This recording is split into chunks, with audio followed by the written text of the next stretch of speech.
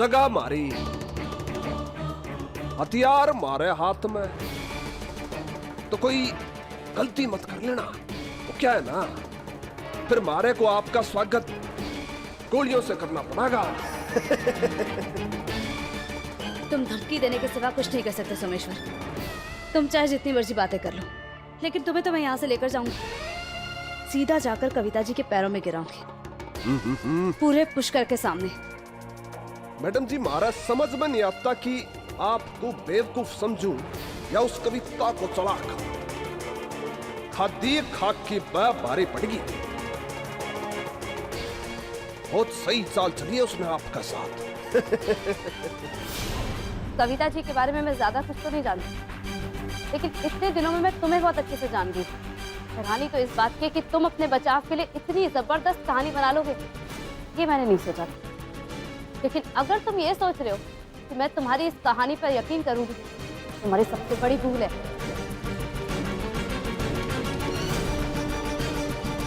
ज्यादा नाटक मत करो, चलो। ले लो मैडम, मैं अपनी मर्जी से अपने आप को आपके हवाले करता हूं।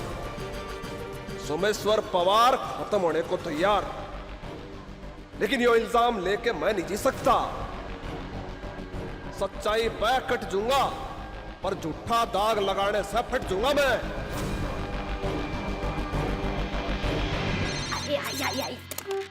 हेलो, मैं मीना राठी, एएसपी संध्या राठी की सगी देवरानी बोल रही हूँ। कौन बोल रहा है? मीनाक्षी, मुझे भाभो से बात करनी है। मारे को लगा कोई और है। अब वो जेठानी जी, भाभो तो बाहर गई हैं, कुछ जरूरी बात हो तो मारे को बता दो, मैं भी तो होशियार हूँ। मीनाक्षी, एक बार सही से सोचकर बताना, बहुत जरूरी बात मैं तुमसे करने जा रही हूँ। क्या कविता जी ने कभी घर आकर भाभो से मेरी नाइट ड्यूटी पर ना जाने की बात की थी? देखो, सोच के जवाब देना, ये जवाब मेरे लिए बहुत जरूरी है। अरे जेठानी जी, इसमें सोचने वाली कौन सी बात है? बादाम खा खा के ना मारी तो हथनी वाला दिमाग हो गया कि मैं क्या बताऊं। हाँ, मारे को अच्छे से याद है, उस दिन चाय तो मैंने नहीं, वो इमली ने पिलाई थी। हाँ, उसी दिन की तो बात है जब लक्ष्मण जी आपका खाना लेके वो पुलिस स्टेशन गए थे, मुझे बड़े अच्छे से याद है। अब मारे को तो कविता जी बड़ी अच्छी लगती है, पता है हमारे घर के लिए कितना चिंता करती है, और सचमुच आपके लिए तो बहुत ही चिंता करती है। वो भाभो से कह के गई थी कि आपको ना रात की ड्यूटी पे ना भेजे, बड़ा खतरा होता है ना, इसीलिए।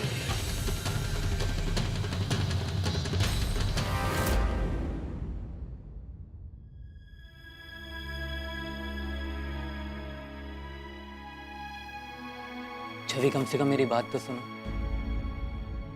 कुछ कहने सुनने को बाकी रह गया है क्या?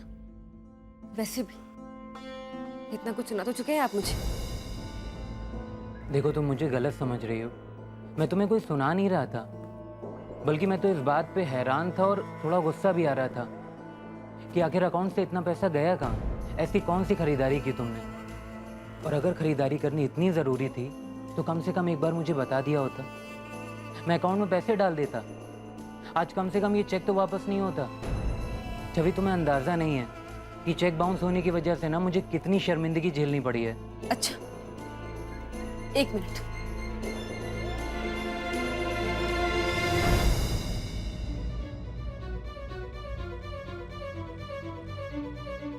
ये लीजिए,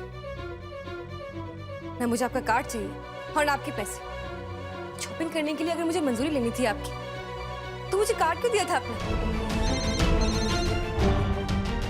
एसपी शर्मा। सर, सोमेश्वर वाले केस में एक नई बात सामने आई है।